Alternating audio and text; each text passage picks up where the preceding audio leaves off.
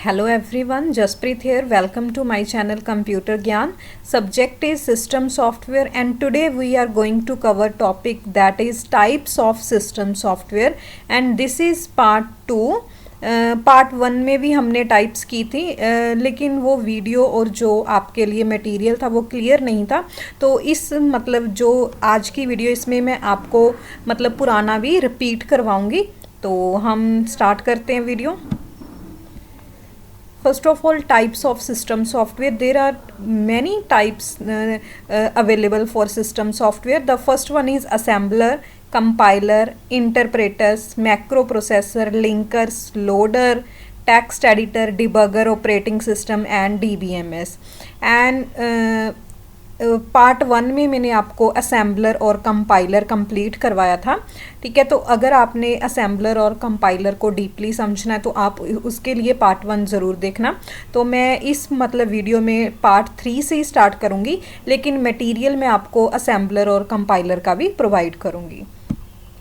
तो फर्स्ट हमारे पास असेंबलर है। जैसे मैंने आपको बताया था कि असेंबलर में क्या होता है, जो भी हमारा सोर्स प्रोग्राम है उसको ऑब्जेक्ट प्रोग्राम में कन्वर्ट करता है असेंबलर। तो इसके असेंबलर के लिए जो सोर्स प्रोग्राम होता है वो क्या है, असेंबली लैंग्वेज प्रोग्राम होता है, ठीक है। असेंबलर का क्या काम है, ये असेंबली लैंग्वेज प्रोग्राम को कन्वर्ट या ट्रांसलेट कर देता है मशीन लैंग्वेज प्रोग्राम में, ठीक है। मशीन लैंग्वेज प्रोग्राम कौन सा होगा, जो मतलब कंप्यूटर से रिलेटेड है, जैसे 0-1 की फॉर्म में, ठीक है, बाइनरी फॉर्म में मशीन लैंग्वेज में कन्वर्ट कर देगा असेंबलर। तो ये सारा आप देख लेना, असेंबलर का ही है, ठीक है। सेकंड हमारे पास है कंपाइलर। कंपाइलर भी एक ट्रांसलेटर ही है, जैसे हमारे पास असेंबलर लैंग्वेज ट्रांसलेटर है, वैसे ही कंपाइलर भी एक ट्रांसलेटर है। ये क्या करता है, ये हाई लेवल लैंग्वेज को, ठीक है, जो हमारे पास हाई लेवल लैंग्वेज होती है उसे कन्वर्ट या ट्रांसलेट कर देता है मशीन लेवल लैंग्वेज में। हाई लेवल लैंग्वेज वो होती है जो मतलब ह्यूमन के लिए इजी होती है, जैसे हम बोल सकते हैं कि कोई भी C++, ये सारी हमारे पास हाई लेवल लैंग्वेज है, ठीक है, उनको मशीन लैंग्वेज में कन्वर्ट कर देता है कंपाइलर, ठीक है। ये वाला भी एक लैंग्वेज ट्रांसलेटर है, तो ये आप देख लेना। तो नेक्स्ट थर्ड हमारे पास आता है इंटरप्रेटर। तो 2 टॉपिक तो मैंने आपको पार्ट 1 में क्लियर कर दिए थे, आप वहीं से देखना इसे डीपली। और थर्ड वन हमारा है इंटरप्रेटर। इंटरप्रेटर भी एक लैंग्वेज ट्रांसलेटर ही है। हमारे पास 3 तरह के लैंग्वेज ट्रांसलेटर होते हैं। फर्स्ट वन असेंबलर, फिर हमारे पास है कंपाइलर एंड थर्ड है इंटरप्रेटर, ठीक है। तो इंटरप्रेटर का काम भी होता है हाई लेवल लैंग्वेज को मशीन कोड में कन्वर्ट करना। सेम काम है कंपाइलर और इंटरप्रेटर का, ठीक है। ये दोनों ही क्या करते हैं, हाई लेवल लैंग्वेज को मशीन लेवल लैंग्वेज में कन्वर्ट कर देते हैं। तो बट इसका मतलब कि अगर हम बोलें कि डिफरेंस क्या है कंपाइलर के कंपैरिजन में, तो कंपाइलर क्या करता है, वो सारा जो भी प्रोग्राम होगा टोटली एक ही बार में मतलब ट्रांसलेट कर देता है। बट जो इंटरप्रेटर होता है इसमें एक स्टेटमेंट जो है एक टाइम पे एक स्टेटमेंट ही ट्रांसलेट होती है, ठीक है, मशीन कोड में। तो इसका दोनों का डिफरेंस मेन यही था। उसके बाद क्या बोल रहे हैं कि translation and execution alternate for each statement encountered in the high level language program, ठीक है। ट्रांसलेशन और जो एग्जीक्यूशन होता है ये दोनों एक दूसरे के क्या है, execution alternate for each statement encounter in a high level language program. देखो जैसे मैंने आपको बताया कि इसमें एक स्टेटमेंट क्या है, हाई लेवल लैंग्वेज मतलब कि उसे ट्रांसलेट करता है मशीन इंस्ट्रक्शन में और वो उसी टाइम एग्जीक्यूट हो जाती है। फिर सेकंड स्टेटमेंट आती है, वो ट्रांसलेट होगी, फिर वो एग्जीक्यूट हो जाती है, ठीक है।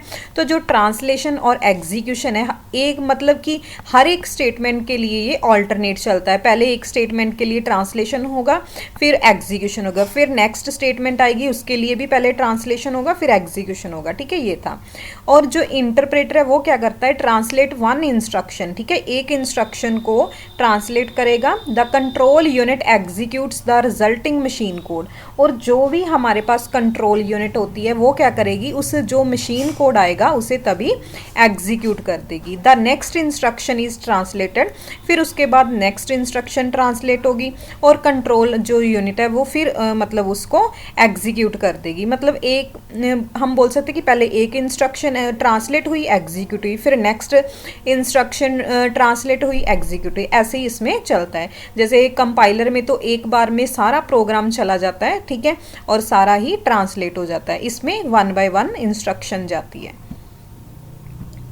तो ये वाला डायग्राम है, देखो हमारे पास इंटरप्रेटर, ठीक है, सोर्स प्रोग्राम इसमें जा रहा है, जो भी है इनपुट दे रहे हैं हम, डाटा दे रहे हैं, ठीक है, और आउटपुट हमारे पास रिजल्ट आ रहा है, ठीक है।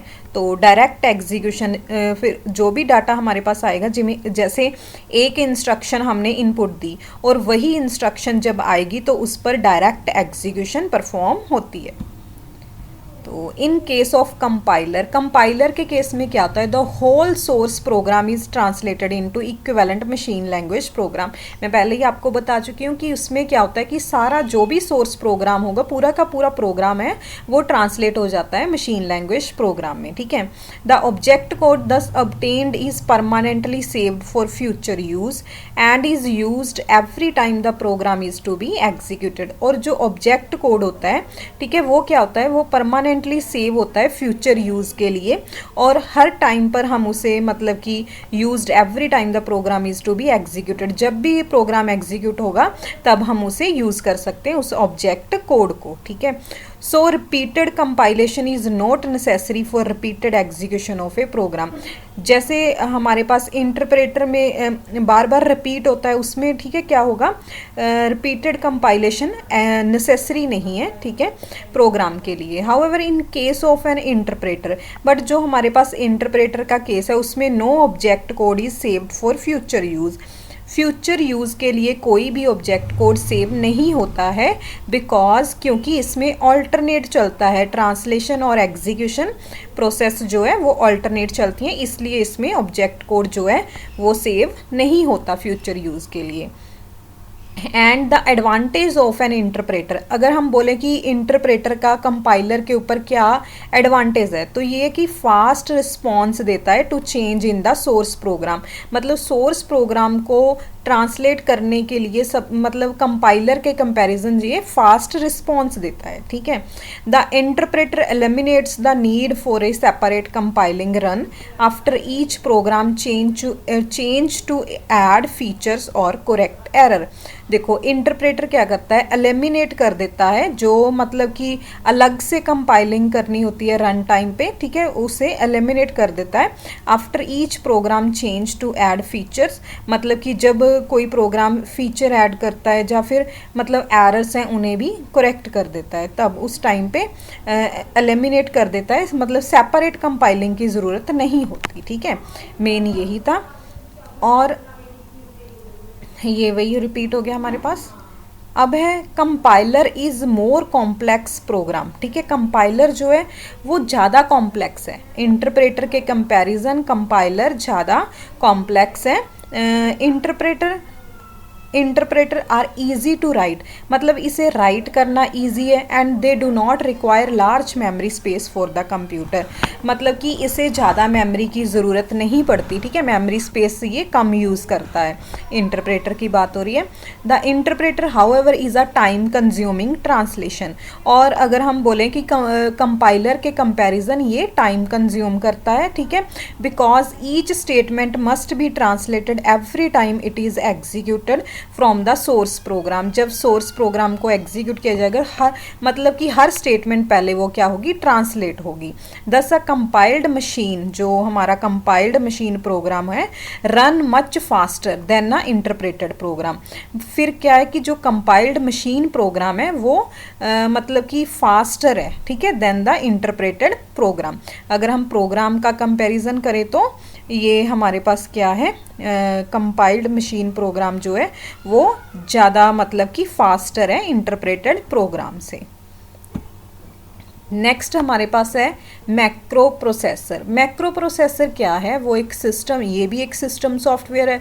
हम टाइप्स कर रहे हैं सिस्टम सॉफ्टवेयर की। That replaces the macro instruction with the corresponding group of source language statement that a macro represents. देखो इसका क्या मतलब है कि जो हमारे पास मैक्रो प्रोसेसर है वो एक सिस्टम सॉफ्टवेयर है जो रिप्लेस करता है जो भी हमारे पास मैक्रो इंस्ट्रक्शंस आएंगी, ठीक है, जो हमारे पास सोर्स लैंग्वेज होती है। सोर्स, देखो जो हमारे पास सोर्स प्रोग्राम होता है उसमें जो भी हमारे पास मैक्रो डेफिनेशंस और कॉल्स होती हैं उन सबको वो क्या करता है, मैक्रो प्रोसेसर हमारे पास एक सोर्स लैंग्वेज में कन्वर्ट कर देता है जो असेंबलर के पास जाती हैं, ठीक है। फिर असेंबलर जो होता है उसे मशीन लैंग्वेज प्रोग्राम में कन्वर्ट करता है। जो मैक्रो प्रोसेसर होता है ये उसको डायरेक्ट मशीन लैंग्वेज प्रोग्राम में कन्वर्ट नहीं करता।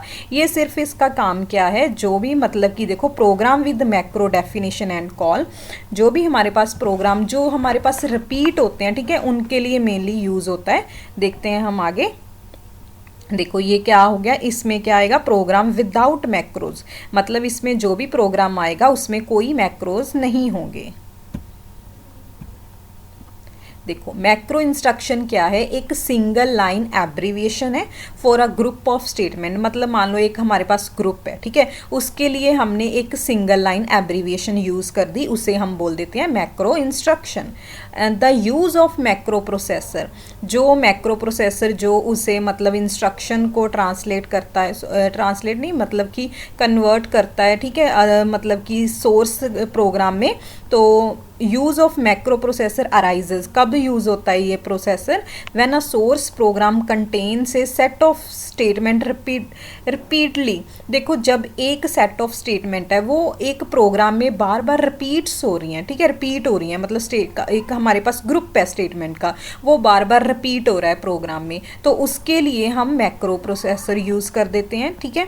इन this way rather than repeating these statement again and again a user can define a macro to represent the statement. मतलब कि उन्हें बार बार रिपीट करना स्टेटमेंट, इससे अच्छा है कि हम उसके लिए एक मैक्रो डिफाइन कर दें, ठीक है, उन स्टेटमेंट्स के लिए जो बार बार रिपीट हो रही हैं, उन ग्रुप ऑफ स्टेटमेंट के लिए मैक्रो डिफाइन कर दें, ठीक है। The function of macro processor, मतलब इसका फंक्शन क्या है, जो मैक्रो प्रोसेसर है हमारे पास, is to substitute one group of statement for another. मतलब दूसरी जो हमारे पास स्टेटमेंट है उनके लिए एक ग्रुप ऑफ स्टेटमेंट को सब्सटीट्यूट करना at the time of compiling और असेंबलिंग द प्रोग्राम। जब हम मतलब प्रोग्राम को कंपाइल करेंगे और जब उसे असेंबल करेंगे उस टाइम पे मैक्रो प्रोसेसर उसको मतलब सब्सटीट्यूट कर देता है, ठीक है, उस ग्रुप ऑफ स्टेटमेंट को दूसरे में। तो macro processor is viewed as an extension to basic assembler algorithm. मतलब अगर हम बात करें कि जो मैक्रो प्रोसेसर है वो व्यू कैसे होता है, मतलब उसका व्यू कैसा है, एज एन एक्सटेंशन, मतलब ये एक एक्सटेंशन है जो हमारी बेसिक असेंबलर एल्गोरिथम है, ठीक है, जो असेंबलर एल्गोरिथम है उनके लिए ये एक एक्सटेंशन की तरह व्यू होता है, ठीक है। A microprocessor accepts an assembly program containing macro definition and calls and translate it into an assembly program which does not contain any macro definition or calls। देखो जो मैक्रो प्रोसेसर है हमारा वो क्या करता है, असेंबली प्रोग्राम को accepts N assembly programme को एक्सेप्ट करता है, जिसमें उस असेंबली प्रोग्राम को एक्सेप्ट करता है जिसमें मैक्रो डेफिनेशंस होती हैं और मैक्रो कॉल्स होती हैं। फिर वो क्या करता है, उन्हें ट्रांसलेट कर देता है सिंपल असेंबली प्रोग्राम में जिनमें कोई भी मैक्रो डेफिनेशन और कॉल्स ना हो, जैसे आपने डायग्राम में देखा था, ठीक है, विदाउट वो था। देखो ये मैक्रो प्रोसेसर है, इसने जिसमें हमारे पास मैक्रो डेफिनेशन और कॉल थी उस प्रोग्राम को ट्रांसलेट कर दिया विदाउट मैक्रो प्रोग्राम में, ठीक है, उस असेंबली मतलब लैंग्वेज में कन्वर्ट कर दिया जिसमें कोई भी मैक्रो नहीं है, कोई भी मैक्रो डेफिनेशन और कॉल नहीं है। तो उसके बाद है for this a macro processor first saves the macro definition. इसके लिए जो मैक्रो प्रोसेसर है सबसे पहले तो वो मैक्रो डेफिनेशन को सेव करता है, ठीक है, एंड देन देखो क्या बोल रही थी मैं कि जो मैक्रो प्रोसेसर है वो सबसे पहले तो मैक्रो डेफिनेशन को सेव करता है, देन सब्सटीट्यूट करता है उनको whenever a macro call is in encountered in the program. जब भी प्रोग्राम में मैक्रो कॉल होगी तो उन्हें तब सब्सटीट्यूट करता है, पहले मतलब डिफाइन करके रख देता है, सेव करके रख देता है, जब उसे कॉल होती है तो वो फिर एनकाउंटर हो जाता है। ठीक है, नेक्स्ट हमारे पास टॉपिक है लिंकर। ठीक है, नेक्स्ट टाइप जो सिस्टम सॉफ्टवेयर की वो है लिंकर। लिंकर भी एक सिस्टम सॉफ्टवेयर है जो क्या करता है, कंबाइन करता है और लिंक करता है बहुत सारे हमारे पास ऑब्जेक्ट मॉड्यूल होते हैं। ठीक है, इन ऑर्डर, एक ऑर्डर में करता है to create executable form of a program. एक एग्जीक्यूटेबल फॉर्म है जो प्रोग्राम की, उसे क्रिएट करने के लिए देखो हमारे पास ऑब्जेक्ट मॉड्यूल है 1 2 काफ़ी सारे हैं n तक, उन सबको लिंक कर दिया। ठीक है, आपस में कंबाइन कर दिया लिंकर ने और फिर उससे मतलब एक एग्जीक्यूटेबल फॉर्म जो प्रोग्राम की वो क्रिएट की है, और इसमें एरर मैसेज भी क्रिएट होते हैं साथ साथ अगर कोई होता है।